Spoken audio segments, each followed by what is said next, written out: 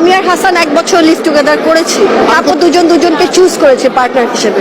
তো এখনো হয়, এবং আমরা যে লিভ টুগেদার করেছি আমাদের দুজনেরই বাবা মার পক্ষ থেকে কোনো সমস্যা ছিল না, বরং আমার ভাই বোন বলেছে আগে একসাথে থেকে দেখো।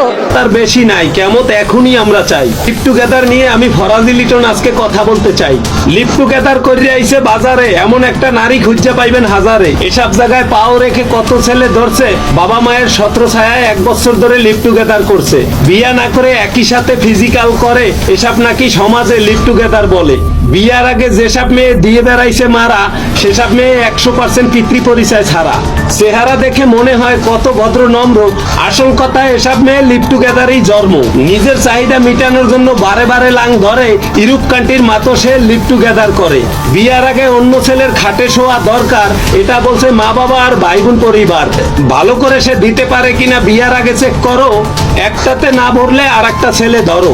2-3 ঘন্টা লাগবে তোমার, পারবে না কোনো খোকন, লাগবে তোমার মোটা সোটা লম্বা ঘোড়ার টোকন। বিপদ চলছে, নর্মালাইজ লিভ টুগেদার চলছে। লিভ টুগেদারে মারা খাইয়া আইসা আবার অনলাইনে বলছে।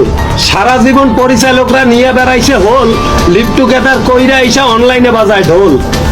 এসব মেয়ের খেলার অভ্যাস নাই, ফেল খাইছে মাঠে, বাবা মায়ের বিয়া ছাড়া জন্ম হইছে গোয়ালানন্দ ঘাটে। সত্য কথা বলতে গেলে ফরাজি লিটন খারাপ হয় সমাজে। কিছু মানুষ সমাজের কথা বাদ দিয়ে ফরাজি লিটন এতিমকে মন থেকে ভালোবাসে।